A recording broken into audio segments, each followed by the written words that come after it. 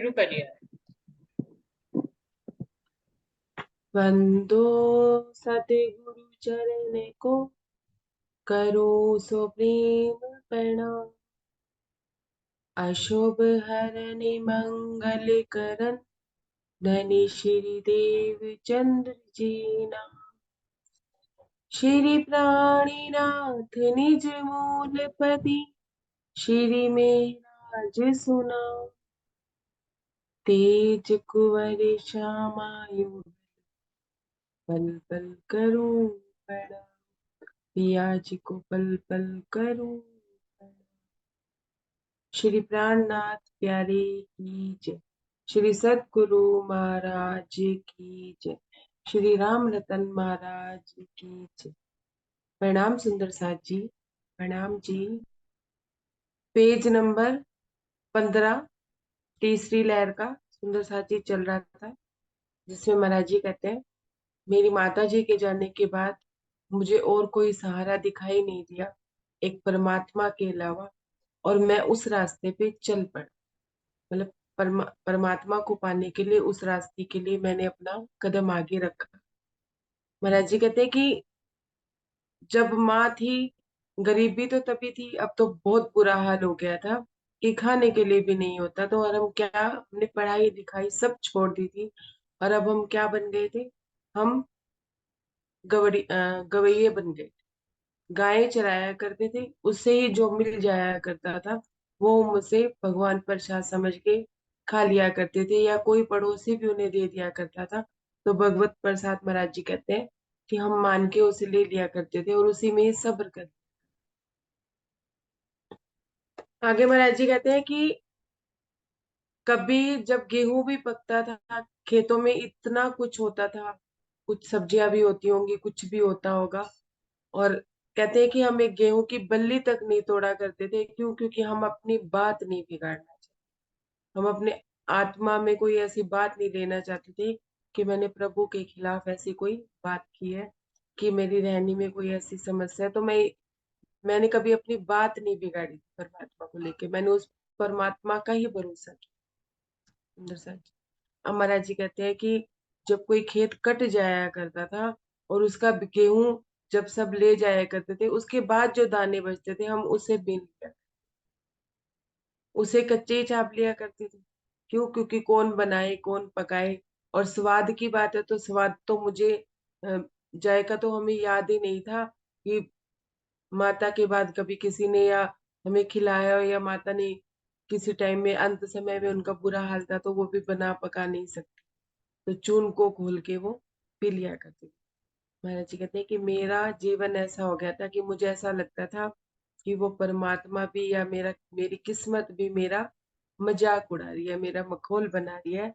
महाराज जी ऐसा क्यों कह रहे हैं? महाराज जी अपने जीवन का एक प्रसंग बता रहे हैं, जिससे महाराज जी कहते हैं कि मुझे ऐसा लगा कि मेरी किस्मत, मेरी मेरे परमात्मा भी मेरे साथ मजाक कर रहे हैं। सुंदर साथ जी क्या कह रहे हैं? कई रोज से भूखे थे हम, गायें चुगाया करते थे। छोटा भाई साथ रहता था, गायें छोड़ उसके आगे। महाराज जी कहते कई रोज के भूखे थे हम, और गायें चुगाया करते थे, मतलब गायों को चराया करते थे। एक दिन हमने क्या किया, बुद्धिदास जी के पास गायों को छोड़ के हम आगे चले गए। किस लिए चले गए? सुंदर साथ जी पेज नंबर 15।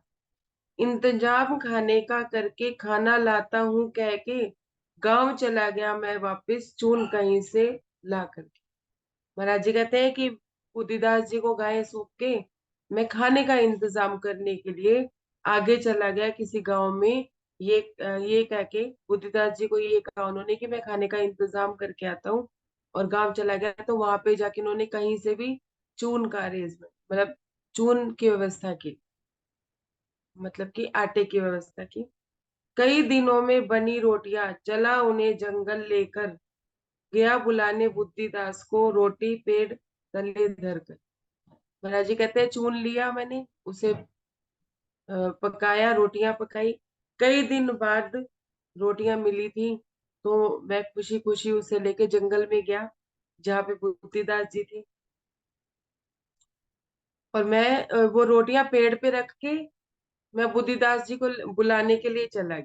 महाराज जी कहते कि मैंने पेड़ पे वो रोटियां टांग दी और मैं बुद्धिदास जी को बुलाने चला गया। जब वापिस आकर देखा रोटी गायब मिली हमें, खोज करी जब तो वे रोटी पाई बंदर के मुंह में। महाराज जी कहते हैं जब मैं बुद्धिदास जी को बुला के वापिस आया तो मैंने क्या देखा कि जिस पेड़ पे मैंने रोटियां रखी थी उस पेड़ से रोटियां गायब थी। कौन ले गया था? रोटियां ले गया था बंदर। महाराज जी कहते हैं कि वो रोटी मैंने बंदर के मुंह में देखी। दमका दमका खाता जाता, हम देखे जाते उसको, कहीं दोष दे बंदर को या दोषी कहे बंदर को। महाराज जी कहते हैं कि मुझे दिखा दिखा के वो खा रहा है, जैसे मुझे चिढ़ा रहा हो है। कहते हैं मैं किसे दोष दूं? उस बंदर को दोष दूं या वो रोटियां खा रहा है इस बात को दोष दूं? क्यों? क्योंकि वो उठा के ले गया है, जैसा उसका भाव था।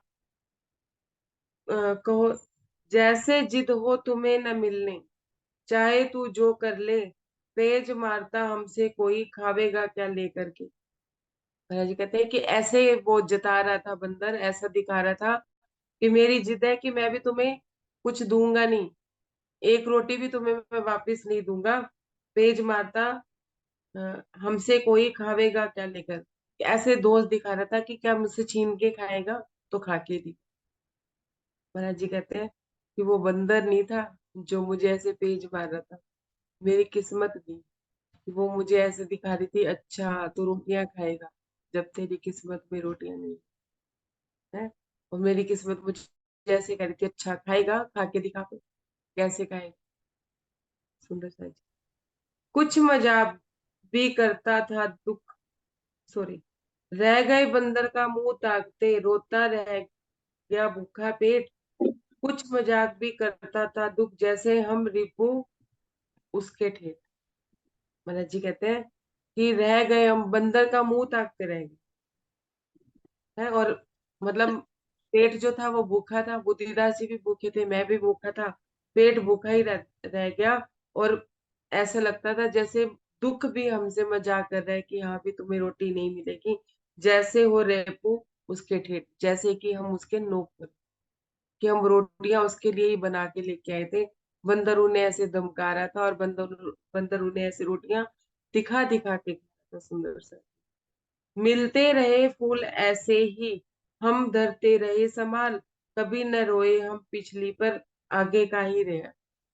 महाराज जी कहते हैं कि ऐसे फूल हमें मिलते ही रहे और हम कभी नहीं रोए, उसे अपने पास ऐसे संभाल के रखते रहे, जैसे कोई फूल अपने पास संभाल के रख लेता है। और कभी हम रोए नहीं कि हाँ भाई, इस बात के लिए नहीं कि बंदर रोटियां रही।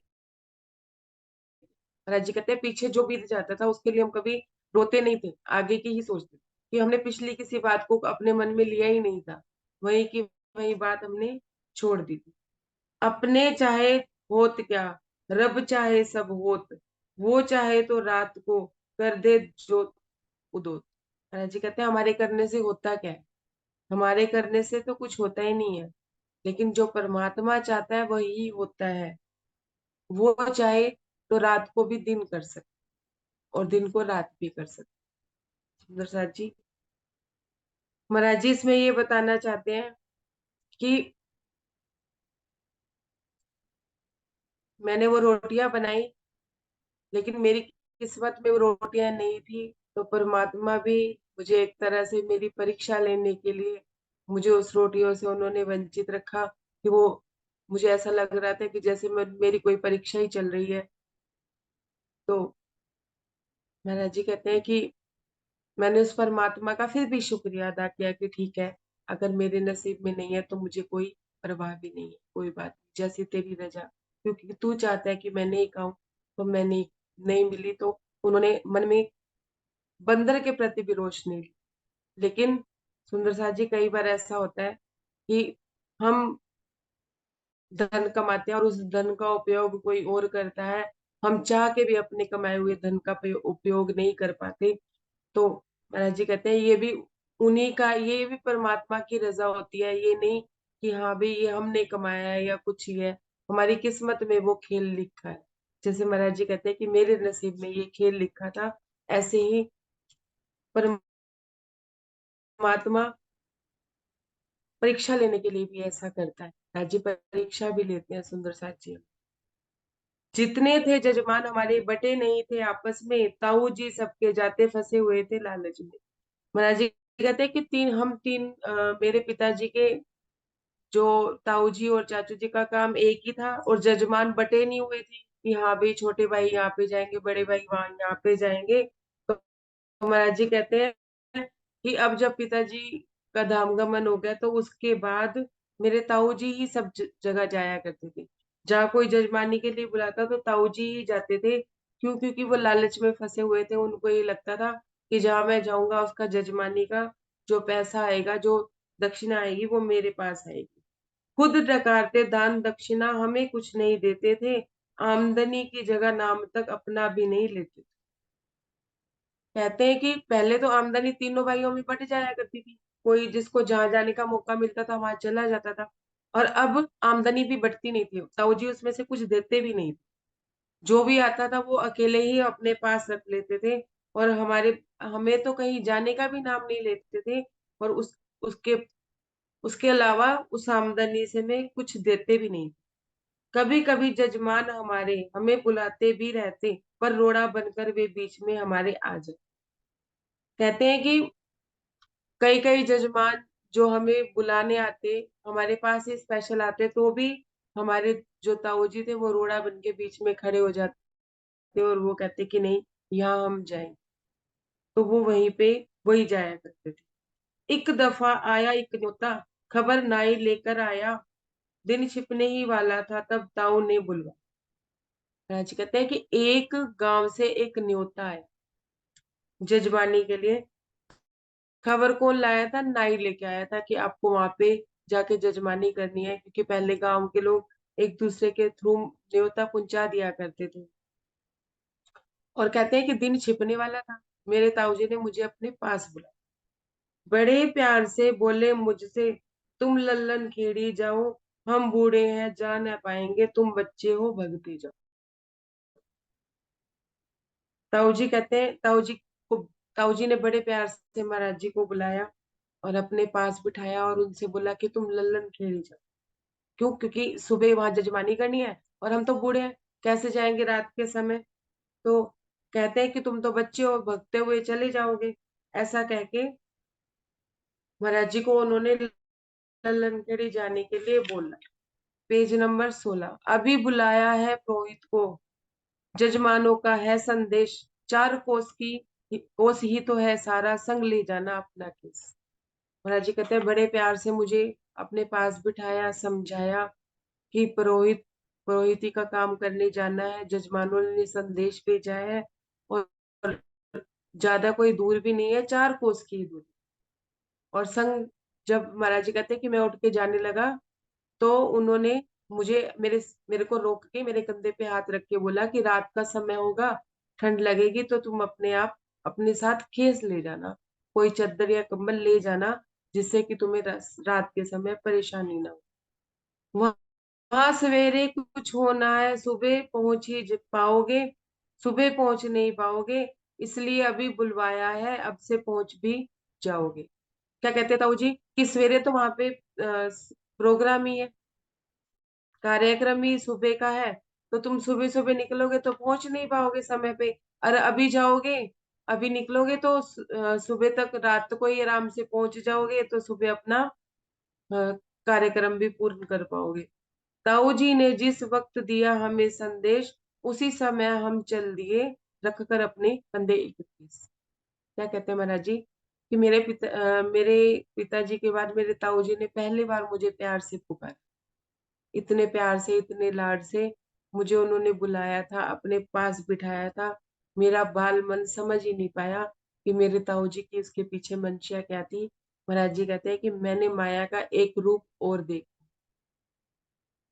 कि मतलब के लिए भी जब मतलब होता है तो सब प्यार प्यार से बुला के अपना मतलब निकाल लिया करते हैं, चापलूसी करके प्रेम से अपना मतलब निकाला करते हैं, या कोई ना कोई उनके पीछे उनका कोई स्वार्थ होता है।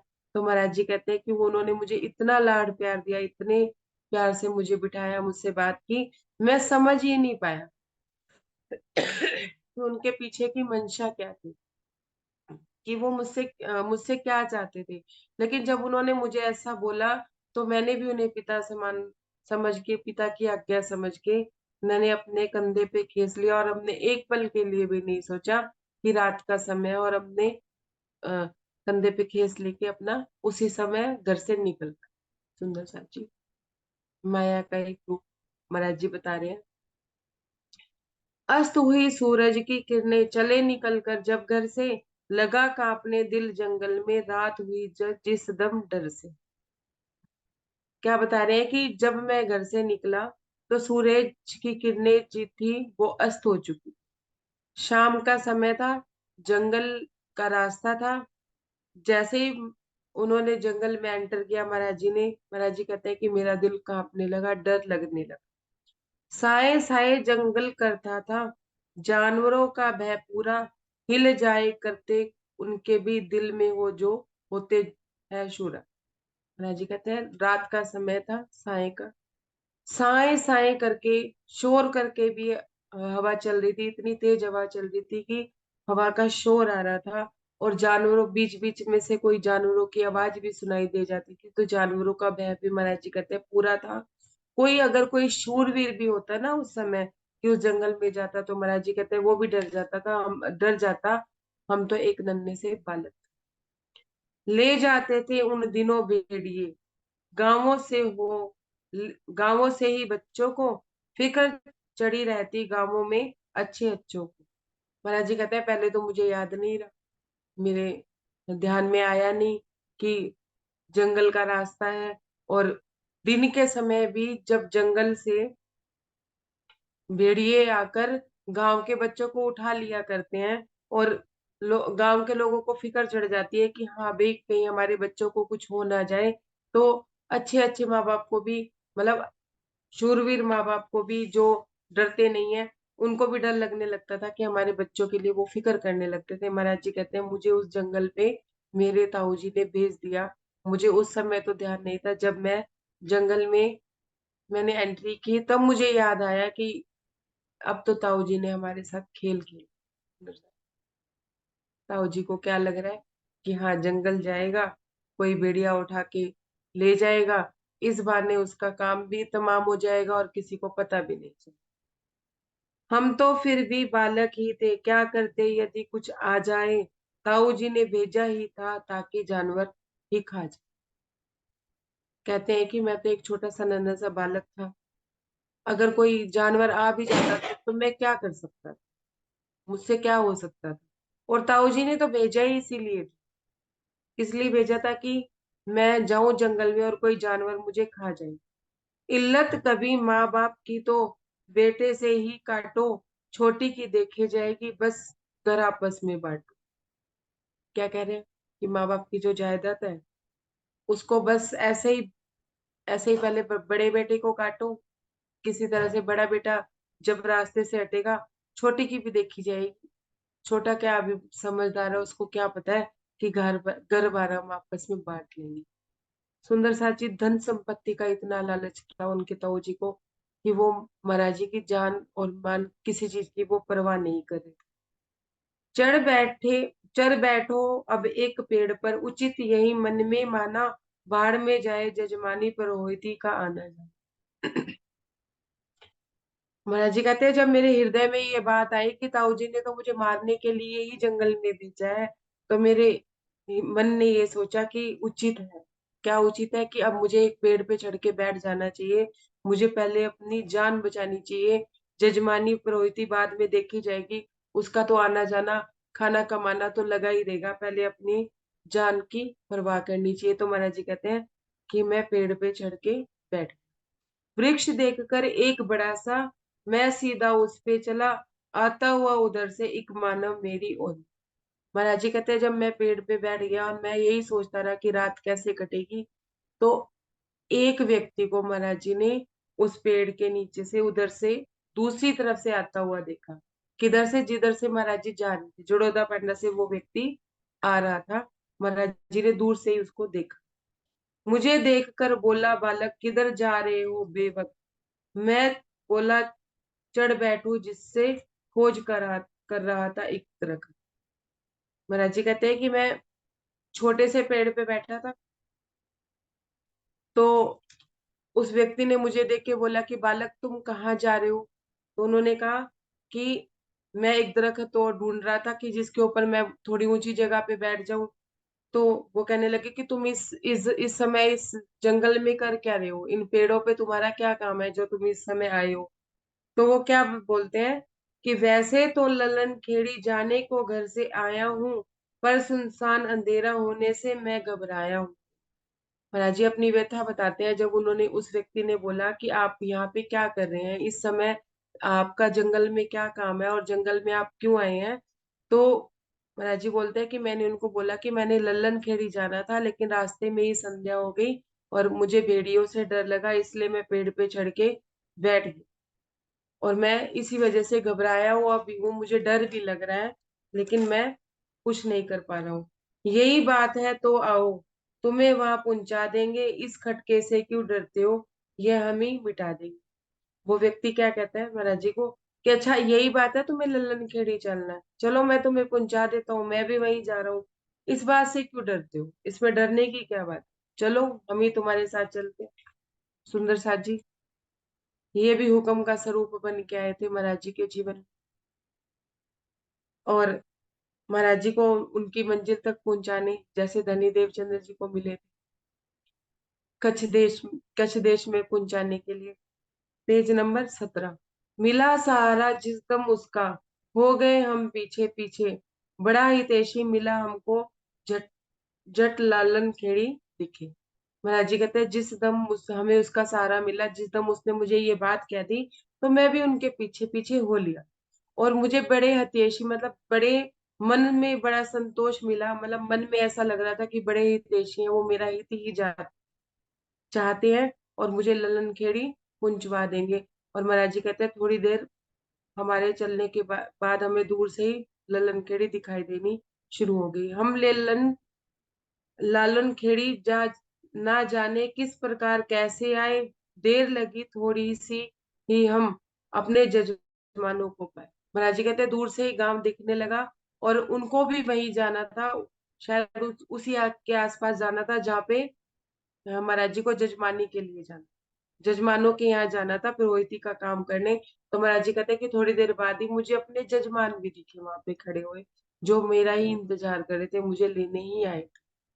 सुंदर सा महाराज जी को यहाँ पे फिर यकीन हो गया है अपने परमात्मा पे, कि हाँ जब भी मेरे पे कोई संकट आता है तो मेरा परमात्मा किसी न किसी रूप में, किसी न किसी हुक्म के तन में मेरे सामने आ जाए। सुंदर सा जी इसमें राज जी ये भी कहते हैं कि जब रूह अपनी मस्ती में होती है ना, भले ही राज्य आए ना आए, लेकिन जब रूह को दुख तकलीफ होती है, कोई परेशानी होती है, तो राज्य बिना देरी किए उसी समय पहुंच। वैसे तो राज्य हर समय ही हमारे साथ होते हैं, लेकिन फिर हम अपनी माया में मस्त होते हैं, हमारी नजर राज्य पे नहीं होती। लेकिन जब मुसीबत का क्षण होता है, जब कोई दुख तकलीफ का क्षण होता है, तो महाराज जी हमारी नजरें भी अपने पे करवा दें कि हमें उनका सानिध्य महसूस होने लगता है। हम माया में उन्हें नहीं देखते। आप क्या कह रहे हैं? अगले दिन 19 रुपये और एक धड़ी लड्डू लेकर विदा किए जजमानों ने हमको दान दक्षिणा देकर। अगले दिन महाराज जी कहते हैं कि सब जब सारे कार्यक्रम पूरा हुआ, तब जजमानों ने मुझे 19 रुपए और एक धड़ी लड्डू, सुंदर सा जी, दे के उन्होंने हमें दान दक्षिणा में देके हमको विदा किया। अब महाराज जी का तो खुशी का ठिकाना ही नहीं रहा। खुशी खुशी हम चले उछलते पैर तीसरे घर की ओर, गुजर जाएंगे काफी दिन अब गदगद में, गदगद हो मन हुआ विभोर। महाराज जी कहते हैं कि खुशी खुशी हम घर की ओर चले। खुशी, हमें इतनी खुशी थी कि कितने दिन हमारे, अगर हम एक एक लड्डू भी रोज का दोनों भाई खाएंगे तो कितने दिन हमारे कट जाएंगे और हमें कितने दिनों के लिए खाने पीने की चिंता नहीं करनी पड़ेगी। तो महाराज जी कहते हैं मेरे हृदय में इतना मतलब खुशी थी, मैं गदगद था। गिने बैठकर जंगल में कितने दिन कट जाएंगे, एक एक कर कर खाया तो काफी दिन चल जाएंगे। महाराज जी कहते हैं मैं वही जंगल में बैठ गया पेड़ के नीचे और मैं उन लड्डुओं को गिनने लगा, एक दिन दो दिन, मतलब दो लड्डुओं को एक साथ रखते हैं कि एक बुद्धिदास जी का और एक मेरा, ऐसा करके वो जोड़े जोड़े बना के देखते हैं कि कितने दिन हमारे लड्डू चले। तो ऐसा करके महाराज जी गिन भी रहे हैं और खुश भी हो रहे हैं। बुना उधेड़ी में लड्डुओं के हम रास्ता भी भूल गए, जाना था किस और मगर दूसरी ओर चले गए। महाराज जी कहते हैं उन लड्डुओं के चक्कर में, उन लड्डुओं की गिनती के बाद जब हमने गिन लिए, तो हम उसी की उधेड़ बुन में लगे रहे कि अब इतने दिनों की तो शांति होगी, पैसे भी हैं, लड्डू भी हैं। तो महाराज जी कहते हैं हम रास्ता भूल गए। बच्चे थे, जाना किधर था, चल हम किस तरफ गए, और हम अपने रास्ते से भटक गए। फिरे भटकते जंगल जंगल, सूर्य अस्त हुआ कब का, किंतु रास्ता न मिला हमको, उर उपजा डर बेडब। महाराज जी कहते हैं कि जंगल में भटक गए, भटकते भटकते कोई रास्ता मिल नहीं रहा था, जिधर से जाए उधर घनघोर जंगल, इधर जाए उधर घनघोर जंगल। और ऐसा करते करते सुंदर सा जी दोपहर के टाइम महाराज जी निकले थे और सूर्य अस्त हो, किंतु उन्हें रास्ता नहीं मिला। जब उन्हें रास्ता नहीं मिला, ढूंढते ढूंढते महाराज जी कहते हैं मुझे डर हुआ, और बेडब डर, मतलब बेइंतहा डर लगा कि अब मैं इस जंगल से निकल भी पाऊंगा या नहीं निकल पाऊंगा। मुझे लगता है इन लड्डुओं लड्डुओं के चक्कर में मेरा सारा सिस्टम बिगड़ गया। भूल गए लड्डू और वड्डू का, गिनना और गिनाना सब, किधर जाए किससे पूछे, कोई जंगल में अब।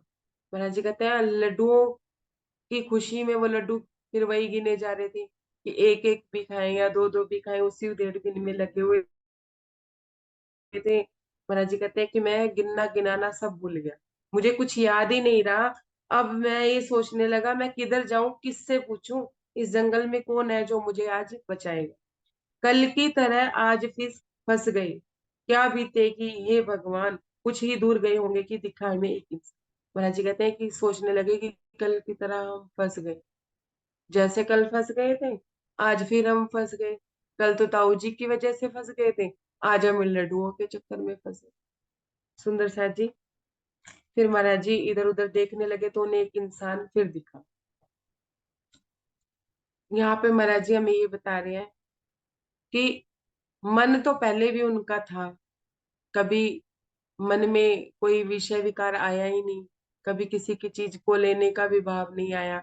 लेकिन जब उन जजमानों ने उनको लड्डू और पैसे दिए, तो धन को देखते ही और खाने की वस्तुओं को देख के ही मन प्रकट हो गया।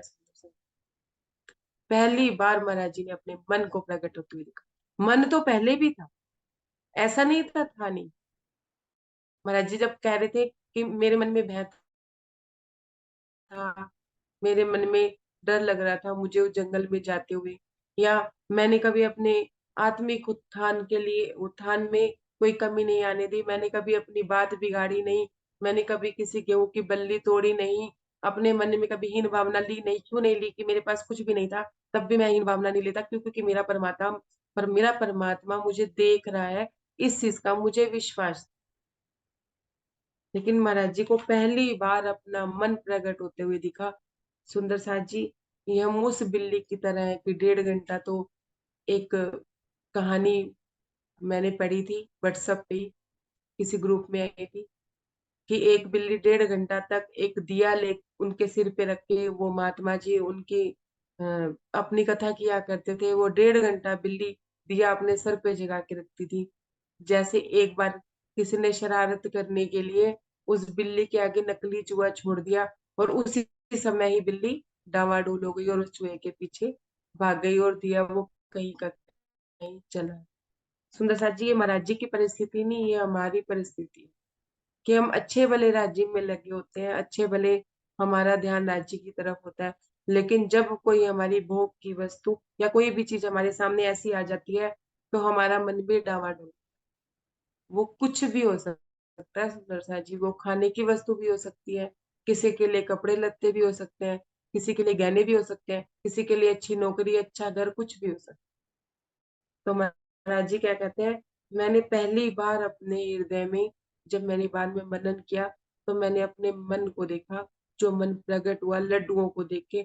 और लड्डुओं को देखने के बाद जब मन प्रकट हुआ सुंदर साथ जी, तो महाराज जी कहते हैं मैं अपना रास्ता भटक गई। ऐसे ही जब हमारा मन प्रकट हो जाता है, हमारा मन किसी वस्तु पे आ जाता है, तो हम राज्य से हटकर हम उस चीज को पाने के लिए तरक हो जाते हैं। तो महाराज जी कहते हैं कि मैंने अपने विवेक को संभाला। जब मैंने अपने विवेक को संभाला तो मैंने क्या कहा, छोड़ो ये लड्डू वड्डू, पहले तो ये जंगल से निकलने का रास्ता ढूंढो। सुंदर साथ जी ऐसे ही महाराज जी कह रहे हैं कि जब मन प्रकट हो और बुद्धि काम करना बंद कर दे तो अपने विवेक को हमारी बुद्धि पे हमें बिठाना चाहिए कि हमें उस चीज वस्तु के पीछे पागल नहीं हो जाना चाहिए। हमें राज्य की तरफ अपना रास्ता निकालना चाहिए। वो वस्तु तो महाराज जी को मिल ही गई थी ना, लड्डू तो महाराज जी को मिल ही गए, फिर उसके पीछे पागल क्या होना।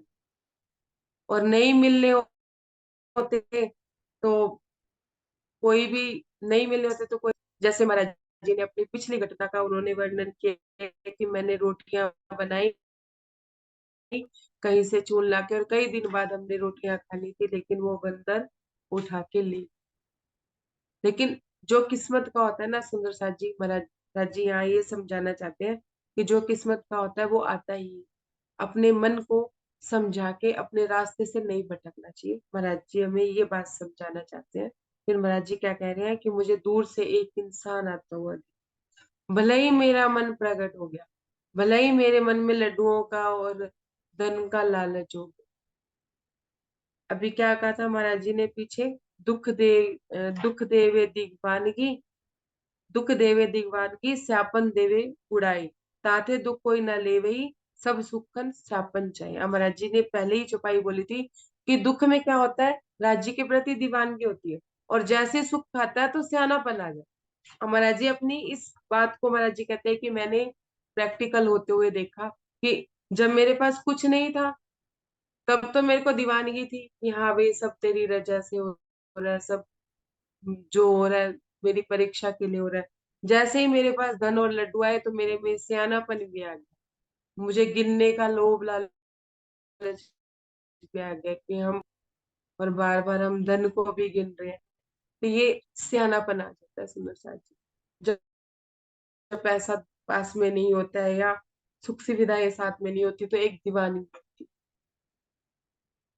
तो महाराज जी कहते हैं उस दीवानगी में जब हम खो गए, सॉरी, उस स्यापन में जब हम खो गए, स्यानेपन में हम खो गए और लड्डुओं के चक्कर में हम खो गए, तो हमें उसके बाद भी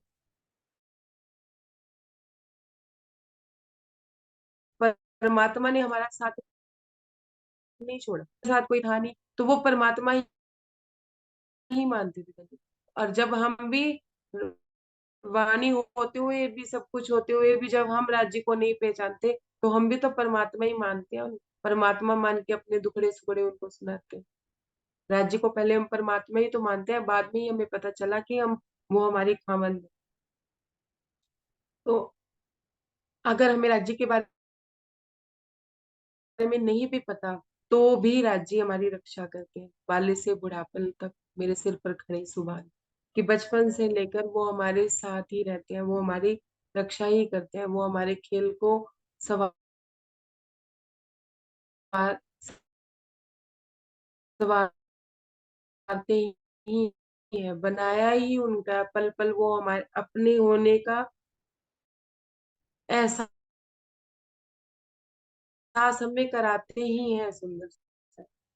अब क्या कहते हैं कि एक इंसान गांव से आता था, जब हमने उससे पूछी तो खास जड़ोदे जाता था। ये कोई इत्तेफाक नहीं था, ये राज्य का भेजा हुआ कोई हुक्म का स्वरूप ही था, परमात्मा का भेजा हुआ कोई बंदा ही था जो महाराज जी को निकालने आया था। नहीं तो इस घने जंगल में जब महाराज जी भटक रहे हैं कि उन्हें कहीं भी रास्ता नहीं दिखाई दे रहा, घनघोर जंगल दिखाई दे रहा है, तो एक व्यक्ति उन्हें आता हुआ दिखाई दिया जो गडरिया था, भेड़े चढ़ाता था। और जब महाराज जी ने उनसे बात की, वो किसी किसी दिशा से, किसी गांव से आ रहा था। जब महाराज जी ने उनसे बात की तो उनसे पूछा कि आप कहाँ जा रहे हैं, तो उसने क्या बोला कि मैं जड़ोदा जा, खास जड़ोदा में ही जा रहे थे जहाँ पे महाराज जी रहते थे। साथ साथ हम हो गए उसके, खास हमें घर पर छोड़ा, सुना ताऊ ने हम आ पहुंचे, हटा न रास्ते पे से रोड़ा। महाराज जी कहते हैं कि जब हमने सुना कि वो जड़ोदा जा रहे हैं, खास जड़ोदा ही जा रहे हैं, तो हम उसके पीछे पीछे हो लिए। और क्या कहते हैं कि उस व्यक्ति ने मुझे खास घर पे ही छोड़ा, घर तक मेरा साथ नहीं छोड़ा। ऐसे ही राज्य हमारा कभी साथ नहीं छोड़ता। वो घर से हमारे साथ ही आए हैं और घर से घर तक हमें साथ लेके ही जाएंगे। पर हमें इस बात का विश्वास होना चाहिए। सुंदर साथ जी, सुना ताऊ ने, मैं आ पहुंचा, हटा ना रास्ते से रोड़ा। महाराज जी कहते हैं जब ताऊ जी ने सुना कि मैं वापस आ गया, क्योंकि ताऊ जी तो ये सोच के बैठे थे अब ये वापस नहीं आएंगे, कहीं ना कहीं कहीं ना कहीं भेड़ियों से खाई जाएंगे, कहीं ना कोई जंगली जानवर के हाथ तो ये लग ही जाएंगे। लेकिन रात का समय हो चुका था, फिर भी जब मैं वहां पहुंचा तो ताऊ जी को एक झटका लगा।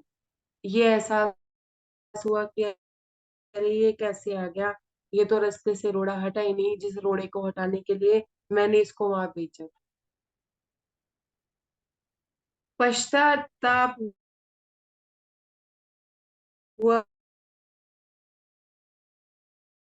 बथेरा, लड्डू और दक्षिणा पर कर ही क्या सकता था, ताऊ पड़ा से भी, उनके चेहरे से भी ऐसा लग रहा था कि बहुत पश्चाताप, बहुत पछतावा हुआ कि उन्होंने क्यों भेजा मुझे।